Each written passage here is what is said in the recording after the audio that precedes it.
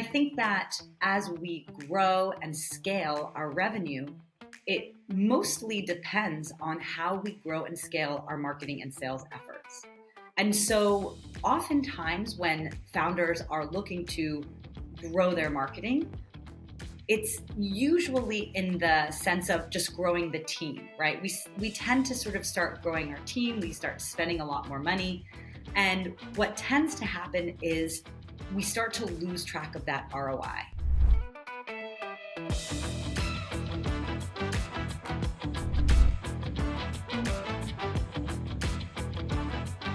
Hey everyone, welcome to another episode of Humans of Flippa. So today I'm joined by Victoria Hajjar, who is the owner of Ugli Ventures.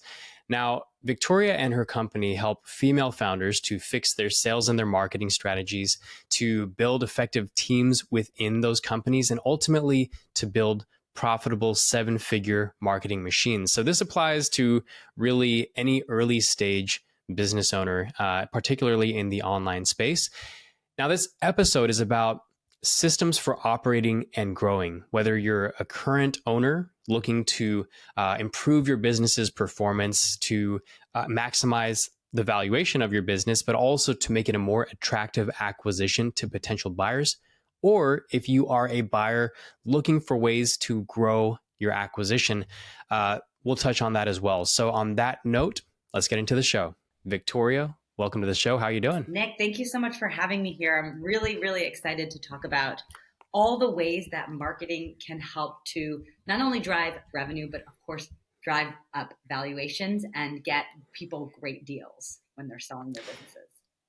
Yes, and I'm excited to talk about this too, because I think as we kind of discussed previously, it's not talked about so much, the operation efficiency side of marketing. I think often even I talk about kind of the financial due diligence or the even marketing as it relates to finance, which does make sense. So can you tell me a little bit about just what Ugli Ventures does, what you do, and specifically like this area of operation efficiency and what that is?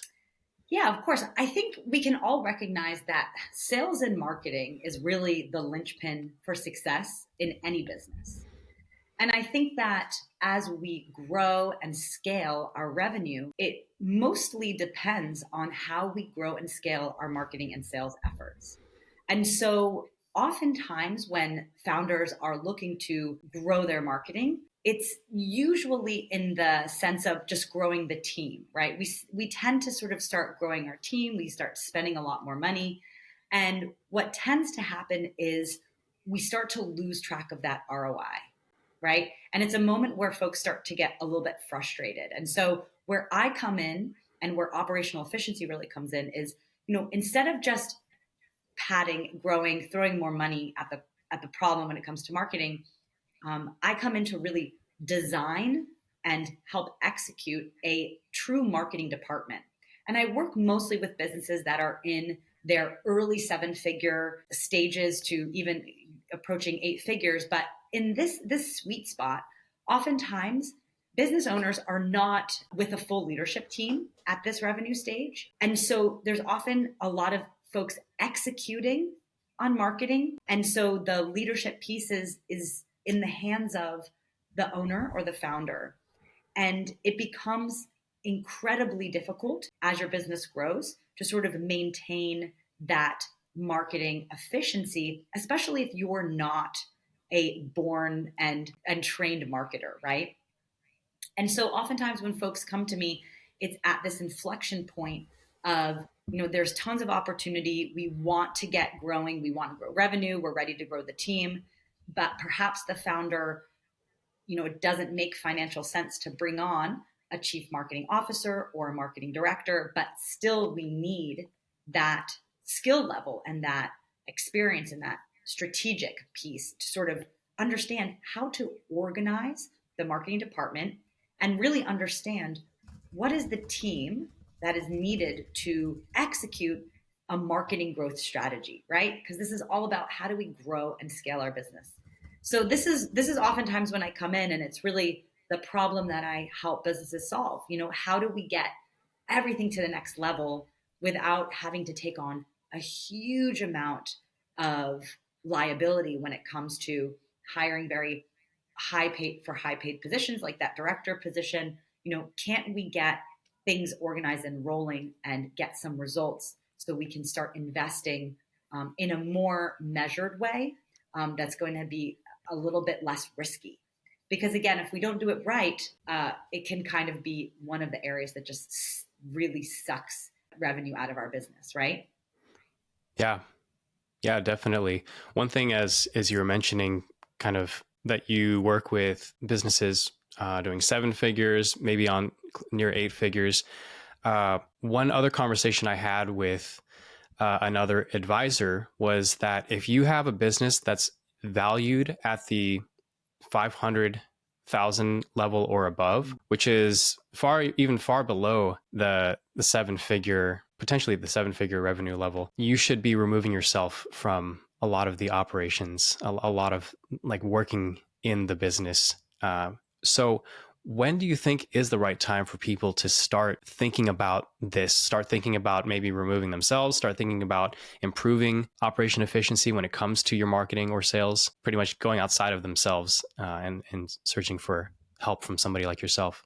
Well, yeah, there's actually a great methodology that I learned from one of my past clients and mentors, Dan Martell. And he has a framework called the replacement ladder, which I love talking about because I really, not only do I feel it in my own business, but I've seen it again and again in the businesses that I work with. And the replacement ladder really gives you the language and really the methodology for how you're going to replacing yourself. Because, oftentimes we tend to see, if companies are, let's say a company is well funded, just because you're well funded doesn't mean you're going to have success, because you can't actually just give everything away at the first pass. One of my core methodologies is that as a founder, you need to have the basic fundamental knowledge of the core areas of your business before you can give it away. You need to understand it enough to give it away. And so when you say give it away, do you mean like delegating tasks? Is that what that means? Okay. To hire it out. And so when you're first starting your business, like in the very beginning stages of a startup, and this is sort of in Dan's methodology of the replacement ladder, the first thing we need is a personal assistant. Like we need an assistant to manage our inbox, to manage our calendars. That is like a non-negotiable. And you'd be surprised how many founders I've come in contact with that have incredibly successful businesses that are still completely frazzled and burnt out by managing their own calendar and their own inbox. But that's sort of the first layer, right? The second layer of the replacement ladder is really about customer service and fulfillment. We want to get ourselves sort of out of that fulfillment zone. That's sort of the second stage. Now, of course, we have to understand it enough to give it away. There's going to be a point in everyone's businesses where we are doing the fulfillment, we are doing customer service, and it's such an important stage in our business for us to really understand our clients, understand their needs, understand their objections. And I wouldn't recommend that being something that you give away before you actually get your hands dirty doing it yourself, right? Beyond that, we have 3 additional stages: marketing, sales, and then leadership, right? And we want to be giving away or hiring out these positions in that exact order, right? So it's kind of that assistant sort of, what would we call it? That administrative. So the administrative, the customer service and client fulfillment, the marketing, the sales, and then the leadership. So when folks come to me, they're often in that marketing position. So they're doing the marketing, right, themselves, and they want to begin to transition away from handling all the marketing with their own hands or managing it all with their own hands. And again, a period of time when you're doing it yourself is incredibly valuable because you as the owner of your business, you're going to care much more about your business than anyone else. And I think it's very dangerous to give away or to sort of relinquish responsibility of sales and marketing to an agency or to employees before you really understand how it works. And so I would say anyone who has been who feel like they have a comfortable handle on how their marketing works. So how to what their pipeline consists of, how to get leads repetitively into your business. Once you kind of have put those puzzle pieces together, then it is the time to be able to give that away. And the problem is, though, is that many folks want to give that away almost too quickly, because sales and marketing it's painful. It takes a lot of time. It really does. And there's so many pieces of marketing. It's very hard to manage. And many people just want to hire out an agency to do it all for them. But the reality is that, again, you as the owner, right, or the founder of the business, you really have to have an intimate connection to those two functions of the business, right? And once you, again, have repeatable systems that are working in marketing and repeatable systems that are working in sales, then it's an appropriate time to hire a marketing director or hire a sales director. And in the interim, many folks can rely on consultants or individual contributors to help them understand how to get to that repeatable system. Like, that's what folks like me do. But I believe that it's so critical to have that buy-in and that connection with the founder or the business owner. It's a collaboration. It's definitely a joint effort to understand how those functions work. And then once you are clear on those functions, you're clear on how marketing works for your business and clear on sales, then it's appropriate. Hire a marketing director, hire a sales director, and you just truly become the CEO of your business. So many folks, two situations. They get stuck in the weeds. They get stuck and they never, either doing client fulfillment themselves, doing the administrative things themselves. Like, they're just so busy, they can't actually make traction on all of these different layers. Or alternatively, I've seen also folks, and these are usually the well-funded ones, that just want to be the CEO and they just want to pay everyone else to figure things out for them. But one of the dangerous pieces of that is, you can hire consultants, you can go ahead and hire, even employees to build out all of these departments and things. But then what happens is sometimes, agencies stop being efficient, or they're not performing as well, or these employees, they leave. And so everything that they've built upon kind of leaves with them, right?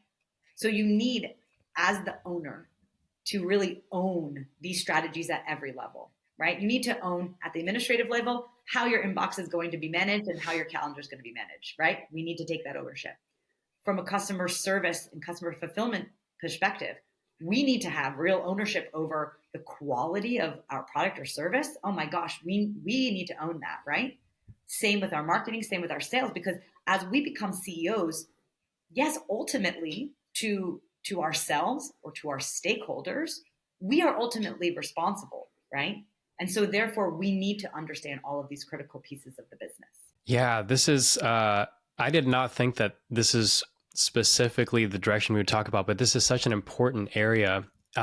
Just about like the phase of getting to, I'm doing everything and I'm very, very near burnt out, or I can't think about working on the business because I'm so much in it. So I'm a bottleneck for myself. To then how do I go through this transition process to actually properly letting these pieces go, as you said. So it sounds like what you'd help with is that phase from, I guess, connecting those two parts. Is that right? So where I come in is really folks that are ready to get out of the day-to-day of marketing. Yes, They're ready to be focusing on those top two tiers, which is the sales and the leadership, right? Because and you often hear this term, right? Founder-led sales. It's such an important part of a business in a growth phase, right? Often the founder is the most important salesperson, the one making those important deals. It is incredibly difficult to relinquish that unless your business is really ready for it, right? And in order to get ready for that, oftentimes what that means is getting themselves out of the direct management of the marketing. And, in a marketing department, whether you have full-time employees or not doing these different functions, there are so many functions of marketing, right? There's the data side, there's the data, the analytics, the technical, the creative, right? There's copywriting, there's PR, there's so many pieces of it. And where a lot of folks get stuck is managing all of these folks individually, because again, perhaps it doesn't make financial sense to bring on a full-time marketing director, right? So we need to get them to that spot where it's going to make sense to have a dedicated marketing lead, right? You need someone on the marketing leadership side to be able to take ownership over the marketing strategy, right? That's how your business is going to progress and to grow. And I would say that a lot of folks, in my experience, especially a lot of the women that are looking to sell their business, they are so burnt out and stuck in this marketing stage because again, with all of these different folks to manage, there's all of these critical pieces of your marketing, right? I rattled a couple off of them, but let's really think about it, right? We have copywriting, we have social media, right? We've got landing pages and websites, we've got SEO, we've got partnerships, we've got PR, we have ads. There's so many, more than any other department. And a lot of founders that they don't understand how to systemize and organize the marketing department so that they can take themselves out of the day-to-day. And oftentimes, founders, again, their teams are only going to perform or excel most times to the point of what their leadership skills are. And if a founder is not, again, trained as a marketer and has experience in growth marketing, the team is not going to be able to do better than they are, right? We need a real experienced leader in order to get them to the next level. And that's where folks like me, like an interim or a fractional chief marketing officer, is so valuable, because we can come in with our expertise and really learn how to up level the existing team, right? And a lot of times employees and team members of these growth and these scale companies, they're growth minded individuals themselves. They're usually so dedicated and passionate about the business because let's face it, growth and scale companies, we don't have benefits packages or usually time off and all of these like paid time off as much as corporate counterparts. And so we tend to find this like ragtag group of people that are really passionate about helping us. They want to grow. And so I believe so strongly that founders should invest in their teams to help to up level them and so they can grow with the company. And this is also a critical sort of inflection point for a lot of folks. And so going back to a lot of the women that I interact with, that I mentor, that I work with, they get so stuck in the marketing, they get so frustrated and overwhelmed. That's the moment where they really want to quit their businesses. And they are looking to sell, right? Because they just don't have the bandwidth anymore to handle all of the demands, because they're handling a lot of the marketing themselves. They're overseeing and very involved in the sales. And by the way, leading everyone all at the same time. It's an incredible amount of things to be responsible for. Yeah, that's a great point too, as it relates to exiting a business. I suppose there's a pro and a con to it. I'll start with the con of selling your business when you're completely burnt out. That tends to be when you want to sell your business the fastest, or so I've seen, which also tends to be when, like, the faster you want to sell your business, typically the lower the valuation or the lower the multiple you'll have to be willing to sell for in order to accomplish that. So it's almost like going through these things will not only increase the profitability of your business, but also your patience when it comes to when you want to actually exit the business, or making an exit decision not based purely off of the fact that you're completely burnt out, but more so when you think maybe the market conditions make it an attractive acquisition for somebody who is an ideal buyer. So you're pretty much removing that portion of it. Now, that said, I can see the benefit is that a buyer might see that you're completely flustered, and that's the only reason why you want to sell. And therefore, that might be a very easy, I guess, not a growth potential, but a very easy pain point to remove by then hiring somebody like yourself or hiring a team to replace that. So yeah, it's a great point as it relates to exiting. No, absolutely. And you bring up such a good point, right? It's like aiming towards operational efficiency in your entire business, right? And being able to make decisions to operate your business and make decisions out of place of clarity and calm, right? You could still want to be selling your business. You could still be ready to move on. But again, you want to do that from a measured and calm state in order to get the maximum amount for the fruits of all the labor that you've done, right? Otherwise, why do you do, why have you spent or maybe spent all of these years and made so many sacrifices? I actually was speaking to a founder just last week who told me that she built this very niche, very interesting sort of niche clothing company around Japanese anime characters, right? She said that the business was incredible. They had partnerships with, the Comic Cons and all these things, and the business was doing so well. And then she got pregnant. She had her first child, and I was telling her about Flippa because she gave up on the business because she just couldn't do it. She couldn't do all of these pieces. Once her first kid came, she's like, I just closed up shop. Like I just did not have the bandwidth. And she had built hundreds of thousands of followers on social. She had like unbelievable relationships with factories, all these things. She just simply didn't know Flippa was an option. But again, it wasn't that decision, right? If she had known about Flippa and started to prepare, right, her business, kind of getting things running a little bit more smoothly so it wouldn't be so overwhelming once the baby had come, right, that she could have been able to make measured decisions. She could have probably had a really nice exit from the business. Yeah. And it wasn't even a thought in her mind. So again, we know that this sales process it takes a while. And if you're someone that's thinking of selling your business, 2, 3, 5 years beforehand, making a concerted effort to get your house in order, especially when it comes to marketing, because I really do believe that marketing is it's almost like the dark horse of the value that your company has, right? If you are able to create a really ROI-driven marketing department for your business, right? The value of your business, right? The assets of your business, that's really the place where you can have exponential growth and value.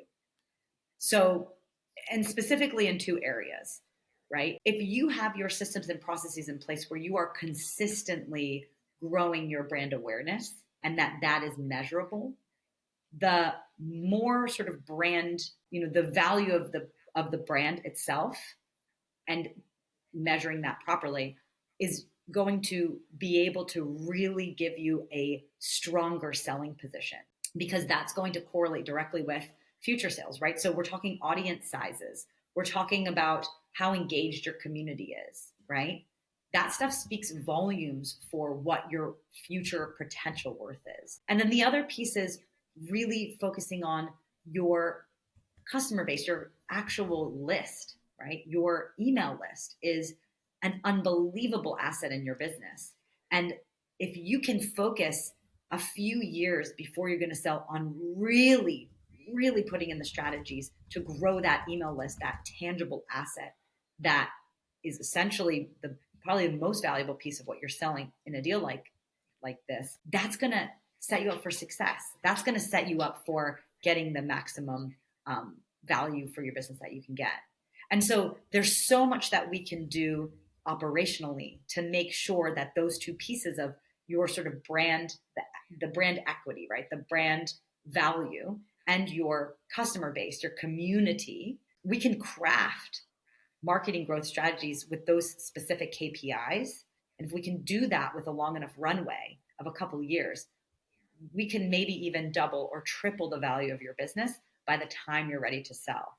So that's what I think is the most interesting about really looking at your marketing department, because your sales, right? Your conversion rates, that's definitely a number you can play with, right? But once you sell your business and that's sort of passed on to someone else, that's kind of their own problem, right? But what you bring in the marketing department, that package is really what folks are buying, right? Your future potentials, and so much of a marker of that is the size of your customer base and the value that your brand has in the marketplace. Yeah. So you just mentioned 2 to 3 years as a time frame. I think one question business owners will wonder is, when should I prepare for the exit? And oftentimes it's preparing in the sense of getting your financials in order, making sure your operations in general. Would you say somebody should start doing this about 2 to 3 years ahead? Was that the number that I heard? Yeah. Women usually come to me when they've reached a plateau in their earnings, right? So they're burnt out and they've sort of reached a revenue plateau. And as a strategist, that's one of my superpowers, is as a marketing strategist, to be able to implement a marketing growth strategy and really understand what are the levers that we can pull in order to get, to the next revenue goal. Because oftentimes, again, founders are burnt out. They're doing they're handling or overseeing a lot of the marketing leadership themselves, and they're not able to see the forest from the trees in terms of, I'm seeing some success, or I understand what is working, right? This is working to bring in revenue to my business. But if I wanted to grow, if I want to double my revenue next year, what are the opportunities? What are the channels that we can open up? What are the strategies we can put in place to do that? And so if that's one of your goals, is to sort of increase the revenue, increase your lead volume, increase your brand awareness as part of your strategy in preparation for selling, what I would say is, if you're going to open up some new channels and test out some new growth strategies, I would say the minimum that is needed to really get those new channels working is 1 year. And this is something that I don't think a lot of business owners like to hear, because of course, as business owners, we're very impatient.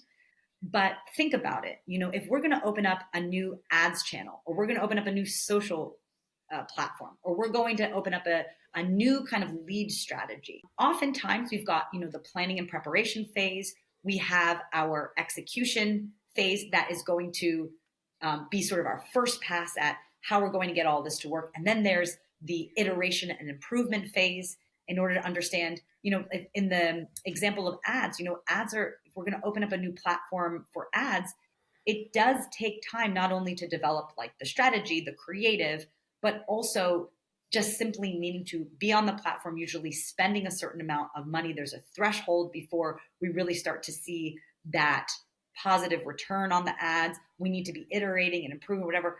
A proper new channel strategy is going to take that amount of time. And so if you want to be growing your business, or growing any aspect of your business in terms of leads or brand value, whatever, and measuring that properly, I really think that 1 year in order to sort of get that set up properly is realistic, to where it's sort of working and functioning. And if you go through that process while you're doing it, I think there's also a real benefit to being conscious of cleaning up your systems, organizing your processes. Because if you can package this up and showcase it to potential buyers, that's going to, again, be so incredibly valuable to them. Because many buyers, they buy a business and there's such a mess to clean up. Some business owners are willing to do that if they see the potential in the business. But of course, what that may mean at the back end is that you get a lower just value for your business. You get a lower sort of ticket price. So yeah, I think one year is realistic. But I want to talk a little bit more globally on how I systemize and organize marketing departments, because there is a very specific framework that I've developed from doing this work for over 15 years now. And so I've been able to unlock a repeatable process in, how do I build out sales-focused marketing strategies and build ROI-driven marketing departments? And it doesn't matter what your business is, to be honest. These 4 pieces are relevant for any kind of business. I've been lucky enough to work with businesses all over the world, all different verticals, and this 4-step framework holds true. And again, we're looking at marketing from a 10,000 foot view. This is how we sort of, again, develop ourselves as the marketing leader, understand enough about leading the marketing in order to give it away. Getting ourselves out of worrying about typos on social media posts, which you'd be surprised the level of entrepreneur and the revenue levels I've of businesses I've worked with who founders are still sweating over Instagram posts, right? But this happens, right? So we say, how do we be the first step of becoming a leader for your marketing department and understanding enough so you can give it away is getting that 10,000 foot view. So in that 10,000 foot view, your marketing program has 4 key areas for you to understand. The first is you need to understand your brand, but more specifically, your brand communication strategy. And when I'm talking brand, I'm not talking about colors and logos and fonts and things like that. I'm talking about what is the language that we use to connect and convert with our prospects. And one caveat here is this is not a one and done process. This is something that we need to revisit, I would say a couple times a year. Quarterly is a really nice cadence. But to kick off this whole process, you're going to want to understand, really truly understand your client, your ideal client avatar, and really be able to map what is going on in their minds right now, right? This year in 2025, what are people going to be concerned about, worried about? It's going to be different than 2024.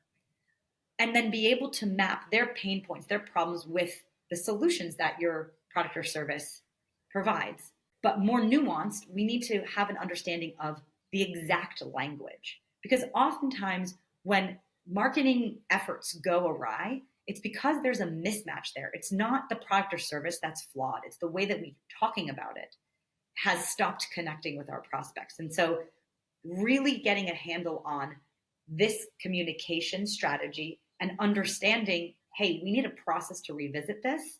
This is the first step that founders should go through in order to, again, feel confident being the leader of their brand, right? The next phase is your marketing growth strategy. Do you have a cohesive, comprehensive marketing strategy that is consistently connecting with prospects, bringing them into your world, and converting them into happy customers, right? And so in my world, in my methodology, I call this the 24/7 marketing flywheel. And there's different marketers that conceptualize this differently. It's essentially your client journey, but you need to have that mapped out. You need to understand at each stage of this client journey what works and what doesn't work for my business. And we're going to want to create a tactical plan that is going to help your business grow. And you need to understand how that works. And so that's the second piece of information as an owner you need to understand enough in order to give away. How does this 24/7 flywheel work in my business? What is working right now? And there's tons of wonderful exercises I go through with my clients, like a channel performance analysis. So we can really get into the nitty gritty of which channels giving us the best ROI. We can understand what to do more of, what to do less of. Going through the process of this marketing growth strategy through the 24/7 marketing flywheel is that next stage. We need to understand what is our marketing strategy? What are we actually doing? The third piece of this is our team, okay? We need to analyze, like really make sure that we have an org chart of sorts for our marketing department. And I don't care how big you are or how small you are. Folks that are working in your business, it needs to be clear what role they play in your business. And you'd be surprised, or maybe not surprised, so many of us, we have a lot of folks kind of with their hands in our business working and it's a lot of times not very clear, especially when we're wearing a lot of hats, who's responsible for what. And by the way, what are their KPIs? What metrics are they held against so they know what success looks like for their own position?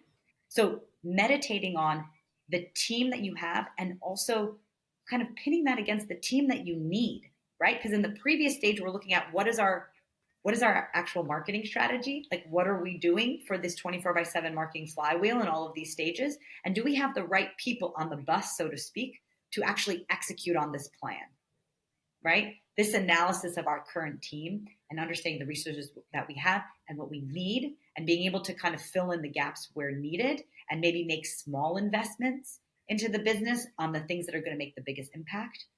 Understanding our team that we have, the team that we need is the third thing we need to understand enough to give away. And then the final thing that we need to understand enough to give away is our marketing leadership. What does it even mean, right, to have success or failure in marketing? So this is where we are creating our marketing scorecard, but a marketing scorecard that actually is aligned with your business goals, one that is, measurable, achievable, one that pushes the team a little bit, that we are sort of communicating these metric targets and making sure that we are leading the team. We're having productive meetings where we're looking at the scorecard together. We're having the team be responsible for the results, and we are managing outcomes instead of managing people in the marketing. Once we get through those 4 stages, and you as a business owner understand those 4 stages, then I would say you are ready to give away that piece of the market. You're ready to move up that replacement ladder that we talked about and get a marketing lead into your business. Because once all of those things are executed, those 4 stages, you're going to be able to start to see those results in your business. You're going to be able to see that consistent pipeline. You're going to be able to see that increase in leads and increase in revenue because you have a strategic plan that you're executing. And again, this process, usually it's a year. It's a year of getting all of these ducks in a row, getting that upgraded strategy rolling, making sure that you have the right team, and making sure that you are consistently showing up for your team and giving them the support that they need in order to reach the key performance metrics that you've placed for them. And a lot of businesses, they don't function like this.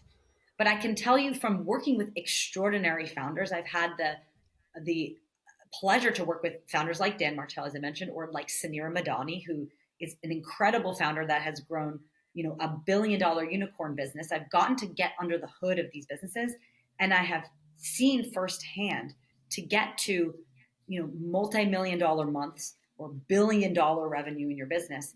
It's these repeatable systems that unlock that growth for you. And again, if you're stuck like a chicken without a head doing all of this, you're unable to get to that place. Yeah, definitely. We'll get into a little bit about the Marketing Flywheel and some of your other offerings in a little bit. But let's talk a little bit. We've been talking predominantly about the business owner, the seller. For any of our buyer listeners who do want to buy a pre-existing business and they do want to unlock what you just described right now, I think I understand the process, but what would you recommend for, I guess, a business to look out for when you're doing your due diligence? Typically, due diligence is more of a financial due diligence, but when you're looking for these kinds of opportunities, or what should somebody do? What should the steps be for somebody who does acquire a business to get this business on track? Is it kind of that 4-step system that you were just describing? Okay, for the buyers, it's going to be a little bit different. Because what we're looking on the buyer side is really evaluating these 4 things. Because we want to make sure that the brand that we're buying has a solid brand communication strategy. And there's a couple key things that we can be looking at to make sure that that's in play. We want to make sure that the business that we're buying has a cohesive marketing strategy. Otherwise, we're going to have to build that out. And it's just information to have, right? But again, we want to understand where we stand there. We want to know, the team that we have. Do they have SOPs? Do they have, their systems in order that could be a plug and play after you buy the business? Or is that starting from scratch? And then finally, we want to understand, have they been really measuring and tracking their marketing performance? And what I would say is, beyond the ad performance, because that's sort of an area that maybe is more sexy, that people understand, the ROAS, and they just want to say, is it working? Is it not working? But there's many more things to measure for ROI in a marketing department aside from ads performance. So let's start first on the brand side, because we had mentioned that there's 2 main pieces of marketing that are going to be the most valuable for buyers. That is the community and sort of the brand awareness. That's one thing that you'd be buying. And then the other thing would be essentially their lead list, their contact list, right? And again, the relationship that they have with that contact list. That's going to be very important. So from a perspective of what we can be measuring, we really want to be quantifying this community and this brand awareness. So how can we do that, right? We want to understand, does this company that I'm looking to buy have a enthusiastic community of fans? Because again, that's going to really be a marker of future potential, right? If they already have a community of engaged fans. Now, we have to be careful because a community of engaged fans is not just simply the number of followers. Because there's a lot of folks that can have a huge number of followers. And I would say that the exact number does not correlate into a true community or true fans, right? Because again, we have to be conscious that, especially in the past, 4 or 5 years, there's been really interesting ways that people can hack growth that doesn't exactly correlate to having like true fans and followers. So if I was evaluating the brand, I would really be looking at the engagement, right? What is the relationship that we have with our community? Do we have a lot of sort of likes, shares, engagement on our social platforms? And again, I hope that the business that you're buying has at least one social platform that is with a significant audience. And we want to measure what is the quality of that audience, because that's going to be a real indication of how valuable the brand is. But not only that, we want to look out a little bit on a wider scope, right? Do we have PR coverage, right? What is kind of the PR sort of messaging around the brand, and have we had a lot of coverage that way? Are other people talking about our brand, right? Are we tagged? Yes, influencers, and that could be through paid relationships, or even better if we find that folks are just talking about our brand. Is there a buzz about their brand? So is there a community there? That's going to be hugely important. And then the next piece, of course, is the list. Now we're going to see the list, but one thing that I want folks to evaluate is, again, and hopefully this is being measured in that marketing scorecard I mentioned, but in the marketing scorecards that I build, we are creating a data story around how effective that 24/7 flywheel is. So we're measuring each stage of that flywheel, and we're, through the data, being able to see how effective those stages are. And what we're looking at as a buyer is we want to understand conversion rates, right? So we don't want to just look at the list. We want to understand, obviously, what is the volume of traffic that's coming into a website? What is the conversion rate of that website traffic into becoming a lead, right? We want to be looking at conversion rates of landing pages. We want to be looking at conversion rates of the performance of the email program that they have going. All of this is going to give you an indication of how much work it's going to take on your end to maintain the level of performance on the business, or it's going to indicate to you what are the major things in the marketing department that you're going to have to invest in, right? So if you have no traffic to the website, right, that's going to be an indication on something that you'll probably have to invest in the future. You want to understand, if they do have traffic, where does it come from? So getting this nuanced look at how the marketing is working or not working is going to, again, tell you how much it's going to cost you once that business is yours. And then the next piece there is the team, right?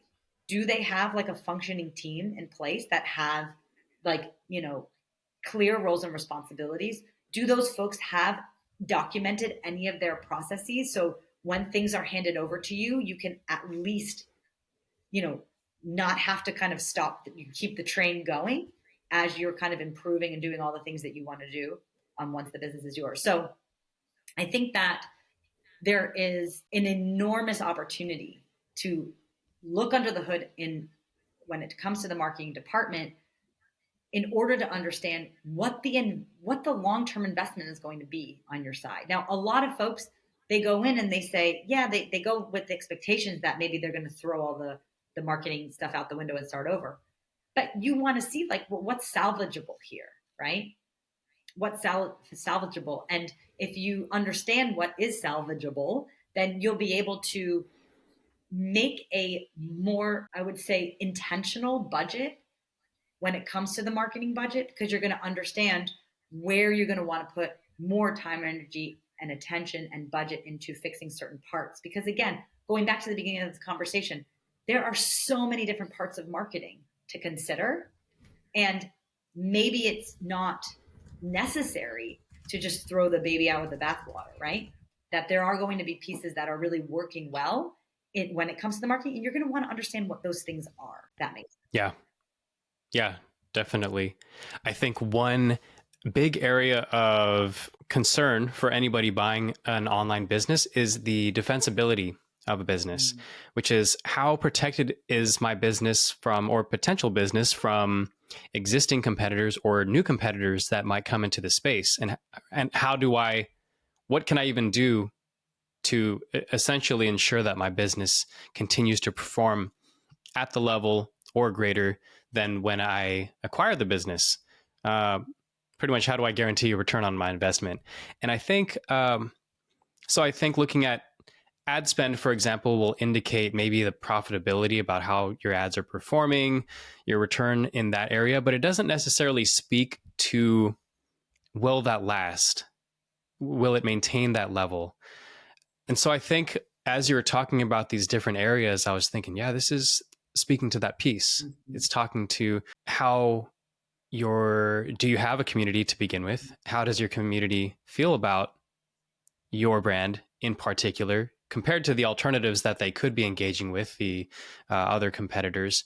And if that's not ideal, what can you do to create that moat to maximize that?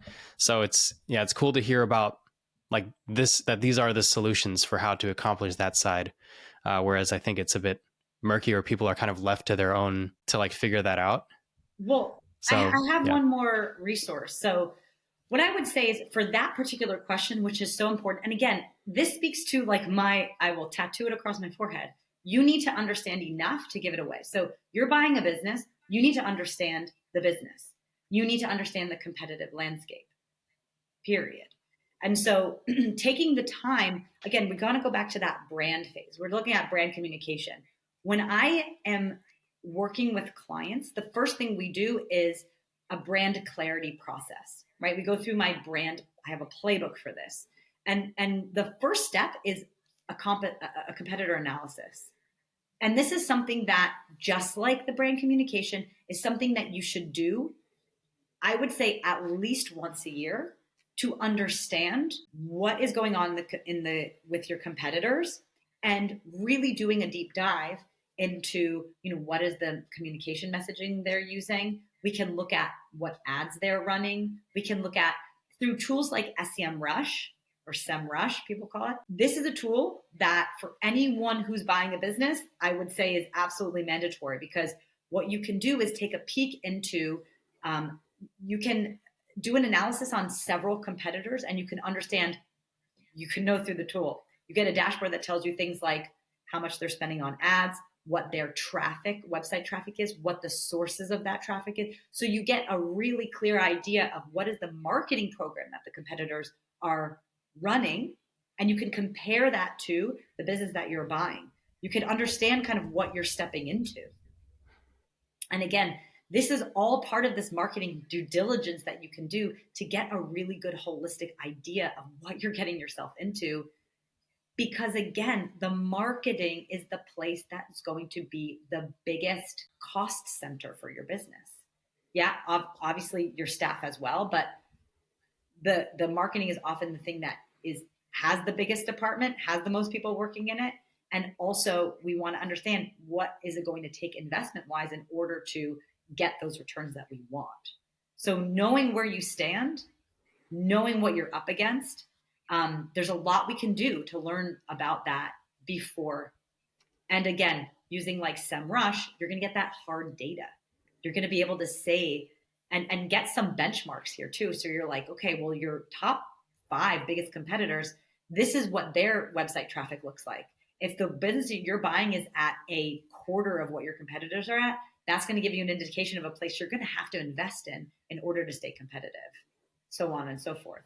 So we can also, through tools like that, or even through Facebook's ad library, we can also understand like what ads are folks running, right? How many ads are they running? We can look at which ads have been running the longest, and we can understand what ads are working for them, right? We can say, okay, if they've been running the ad the longest, we know that these ads are working for them. So this messaging is working for them. And we can put that just as a little feather in our cap to understand that the landscape, what's going on. It's going to give us a fuller picture of the business that we're buying, right? So there's a lot of ways that we can mitigate our risk by looking deeply into these different pieces of marketing to prepare ourselves for what lies ahead. Yeah, awesome. I feel like we could continue talking about this for a while. But as we're how, if somebody wanted to work with you in a certain capacity, certain level of business, what would that look like? So my work as a fractional chief marketing officer. So I have sort of two core ways that I work with companies. One is a done for you approach, where I sort of come in and I, run an audit on all of these four pieces that we had mentioned today, and totally rehaul, organize, systemize all of these four core pieces to make sure that you're set up for success. So that is the brand, we create the marketing growth strategy, we get your right team on board, and we get all of those leadership pieces in place. And that is either, as a full fractional CMO or even as an interim CMO, right? And that's sort of the best case scenario where I can set up everything properly and then get you someone on to permanently be into this position. That's kind of the goal, right? So you, the founder, are out of it, and then you have someone permanently on the role. That said, I have worked with some companies for years and years. It just depends on the appetite of the founder. But the other way that I work with clients is more like a done with you process. So this is where a founder who is usually with like a right hand, like a good number two, if you already have kind of a good number two in marketing, but they need to be leveled up and we want to go through this process, then I have a scalable marketing machine accelerator program. So 1-year program where the founders and their number two will get all of the playbooks, and then they get my direct support, but more in a group consultative setting. And it's a much more affordable option for anyone that's saying, I don't know if I can invest even in a fractional chief marketing officer for my business.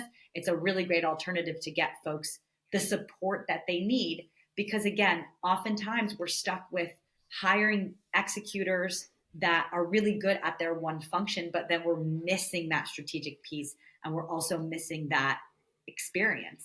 And so that's what I can help bring to the table.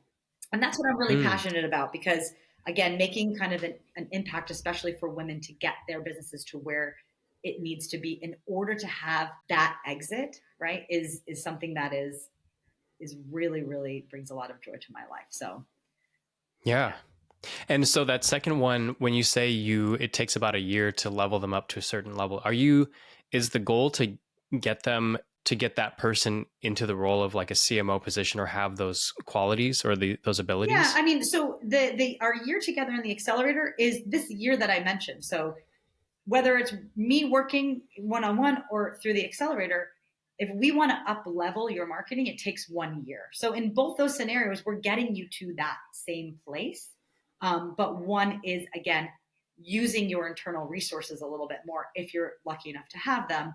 And there's some founders that do feel very strongly that they also want to learn themselves, right? They want to understand enough to give it away. And they're willing to kind of put in the time to do that in order to save a little bit on the back end.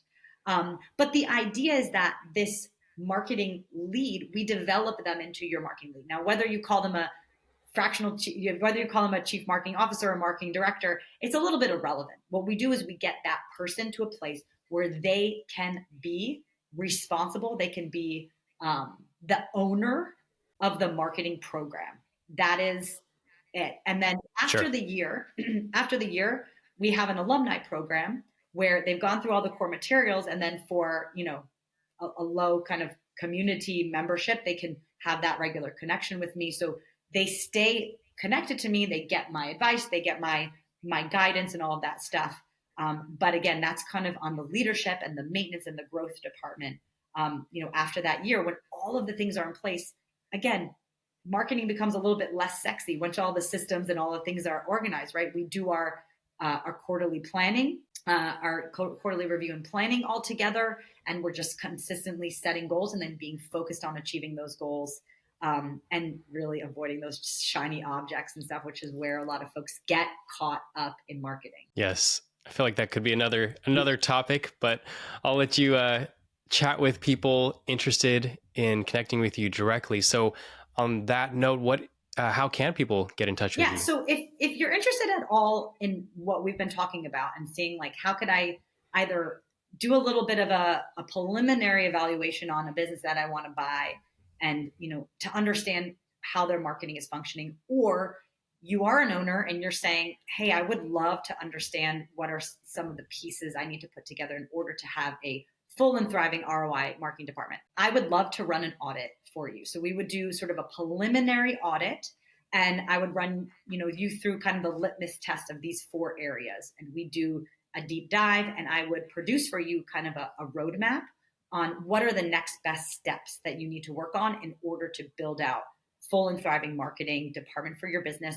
Or we can kind of do some risk mitigation on the buying side through this preliminary audit. So if you're interested in chatting with me directly, you can go to ugliventures.com/audit. So it's ugly with an I, ugliventures.com/audit. And you can go ahead and book an audit with me. And we do like about 30 minutes. But again, I give you sort of a whole roadmap at the end of it, of the areas to focus on. And I have a ton of resources I can pass to you as well to kind of help you get started on building that out. Awesome.